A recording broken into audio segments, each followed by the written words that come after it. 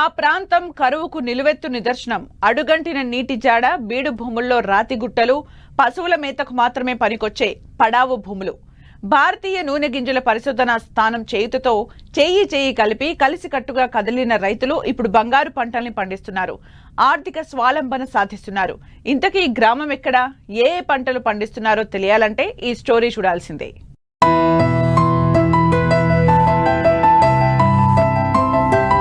ఇదిగో ఇక్కడ కనిపిస్తున్న ఈ గిరిజన గ్రామాన్ని చూడండి.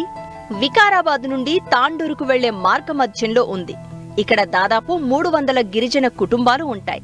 వీరి జీవనమంతా వ్యవసాయంపై ఆధారపడి ఉంది. గతంలో ప్రతి ఇంటిలో 10 నుండి 100 వరకు గోవులుండేవి. అయితే సంప్రదాయ పంటలు పండించడం, అవి కూడా సరిగ్గా పండకపోవడం, పశువుల మేపు కష్టంగా మారడంతో క్రమంగా పశు సంతతి అంతరించిపోయింది. జీవనోపాధి కోసం దగ్గరలోని పట్టణాలకు పనులకు వెళ్లేవారు. అయితే ఇదంతా గతం. ప్రస్తుతం భారతీయ నూనె గింజల పరిశోధనా స్థానం ఈ గ్రామాన్ని దత్తతకు తీసుకోవడంతో పంటల సరళి మార్చుకున్నారు. దీంతో వీరి జీవన స్థితిగతులు మెరుగయ్యాయి.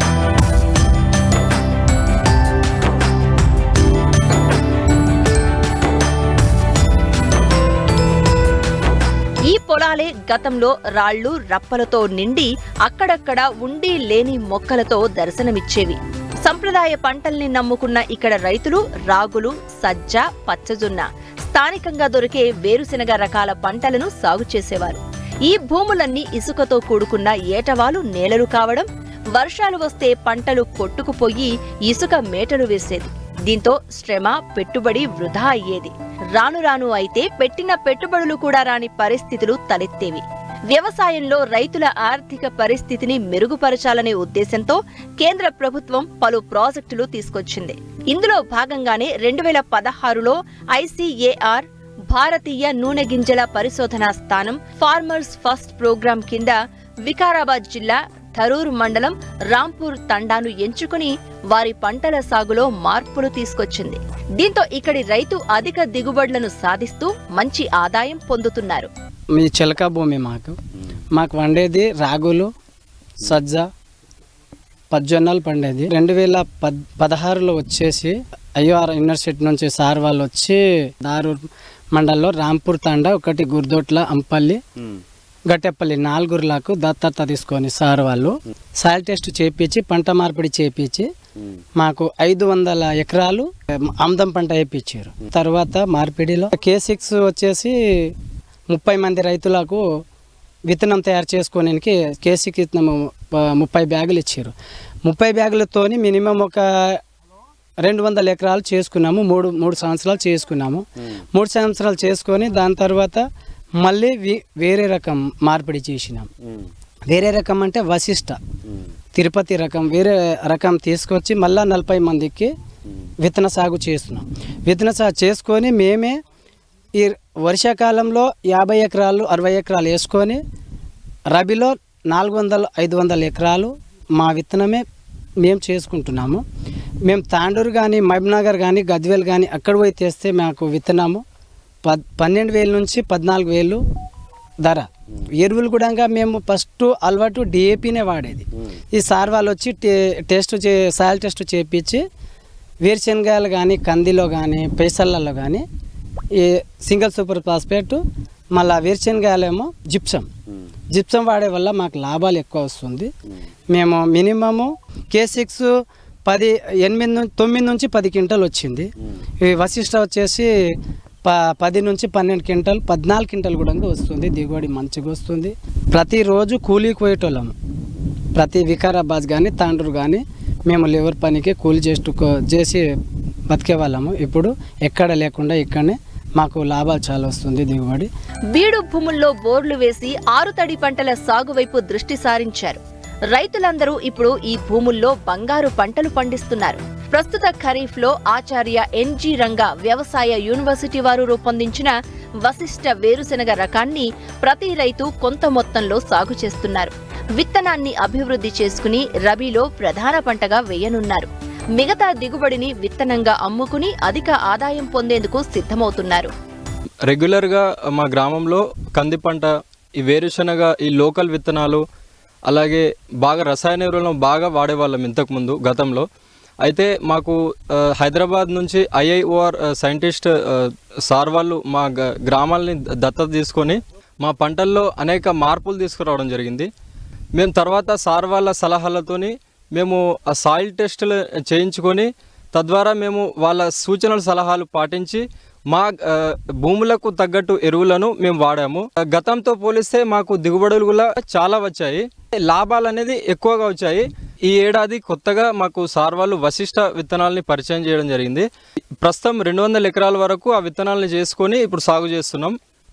ఎకరానికి గతంలో చాలా తక్కువ దిగుబడి వచ్చాయి, ప్రస్తుతం అయితే 40 బస్తాల పైనే వస్తున్నాయి. ఈ వర్షాకాలంలో వేసిన దానికి రబీకి చూసుకుంటే 50 బస్తాల పైనే వస్తుంది.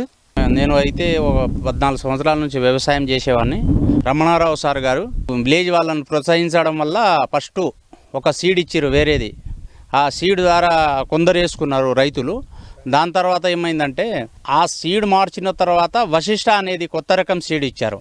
కొద్దిగా స్టార్ట్ అయ్యి ఇంకా ఇప్పుడు ఈ పంట అయిపోయింది, వర్షాకాలం పంట మళ్ళీ రబ్బీ సీజన్కి వచ్చేసరికి 400 నుంచి 500 ఎకరాల వరకు వేసుకున్నా. నాకైతే 10 ఎకరాల వ్యవసాయంలో పొలంలో వేస్తున్నాను ఇది.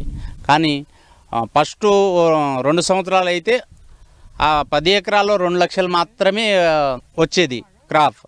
ఈసారి వచ్చేసరి 4-5 లక్షల వరకు పంట వచ్చింది మంచిగా. మాకు భూమి ఒక 10 ఎకరాల భూమి ఉంది, చిలక భూమి ఉండే సార్. అయితే 10 ఎకరాల్లో మేము ఇంతకుముందు సార్ వాళ్ళు ఏమో నాకు కొన్ని విత్తనం డెవలప్ చేయడానికి ఈ పల్లి ఇచ్చిండు సార్, వశిష్ట పల్లి ఇచ్చిండు. అయితే దానికి ఒక అర్ధ ఎకరం వేసిన తర్వాత నేను ఒక 9 ఎకరాల వరకు వేసినాము అదే విత్తనం. 9 ఎకరాలు వేస్తే నాకు 9 ఎకరాల్లో 123 క్వింటల్ దిగుబడి వచ్చినాయి. అంత దిగుబడి ఇంతకుముందు వేసినప్పుడు వేరే రకాలు వేసినప్పుడు ఎప్పుడు అంత దిగుబడి రాలేదు. సార్ చెప్పినట్టు నేను ఫాలో అయ్యి ఇట్లా సాగు చేసుకుంటే నాకు లాభం వచ్చింది, దిగుబడి వచ్చింది, డబ్బులు వచ్చినాయి నాకు కూడా. అందుకని నేను సార్ వాళ్లకు ధన్యవాదాలు.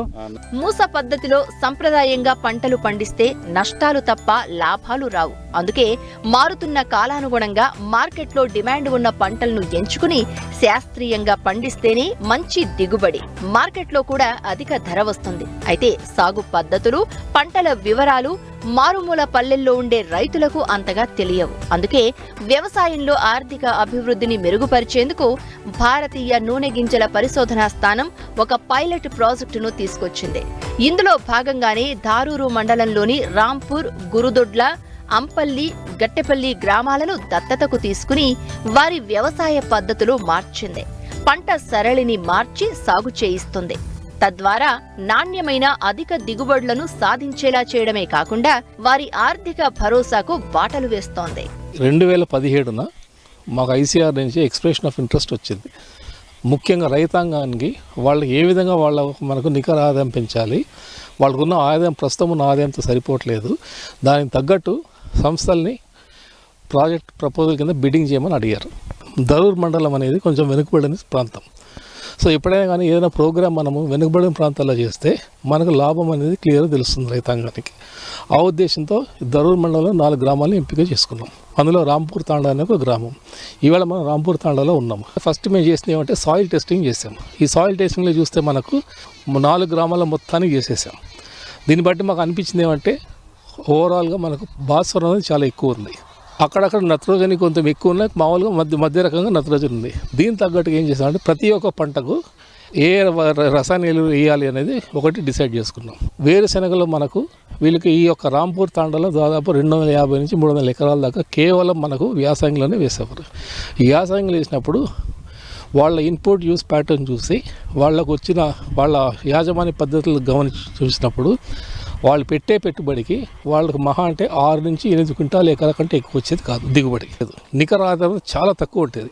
సో ఇక్కడ మేము ఫస్ట్ ఇంటర్వెన్షన్ చేసింది అంటే K6 అనే వెరైటీని మనం కదిరి నుంచి తెప్పించి వాళ్ళకు మా సంస్థ తరఫున వాళ్లకు రైతాంగానికి 40 మందికి ఏమో విత్తనం తయారు చేసుకోవడానికి ఇచ్చాం రబీలో.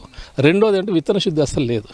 ఆ తెగుళ్ళు నివారణ కోసమని ట్రైకోడర్మాతో మరియు ఫాస్ఫరస్ సాల్యుబుల్ బ్యాక్టీరియా, ఎందుకంటే ఆల్రెడీ భాస్వరం ఇక్కడ మధ్యంతరంతో మీడియం టు హై ఉంది కాబట్టి మనం PSB చేస్తే నేలలో ఉన్న ఫిక్స్డ్ బాసరాన్ని అది మన మొక్కకు అందించే అవకాశం ఉంటుంది. తర్వాత దుక్కిలో ఇంతకుముందు ఇక డిఏపిను మరి యూరియా ఎక్కువ వేసుకునేటోళ్ళు.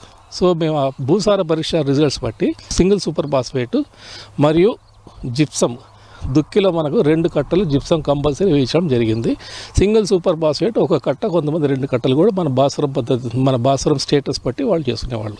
దీంతో ఏమైందంటే వాళ్ళకు ఉన్న ఉత్పాదకత మనకి 8 క్వింటాలు, 6 నుంచి 8 క్వింటాలు ఉన్నది దాదాపు 10 నుంచి 12 క్వింటాల దాకా ఎరికింది ఆన్ యావరేజ్. కొంతమంది 14 వచ్చింది, కొంతమంది 6, 7 కూడా వచ్చింది. ఎందుకంటే అది మళ్ళీ సాయిల్ టైపు వాళ్ళ మేనేజ్మెంట్ బట్టి ఉన్నది.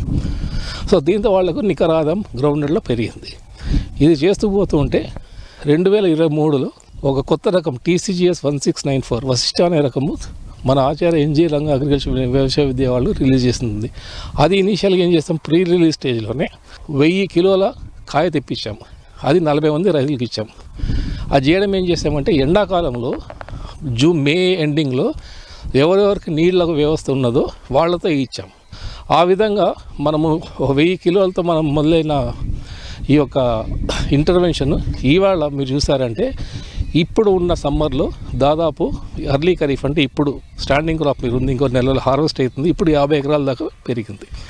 ఈ యొక్క ఇతరంతో మొన్న 23-24 రబీ సీజన్లో 400 ఎకరాల్లో దాదాపు 180 నుంచి 190 ఎకరాల దాకా మనం ఇచ్చిన రకమే వీళ్ళకు స్ప్రెడ్ అయిపోయింది.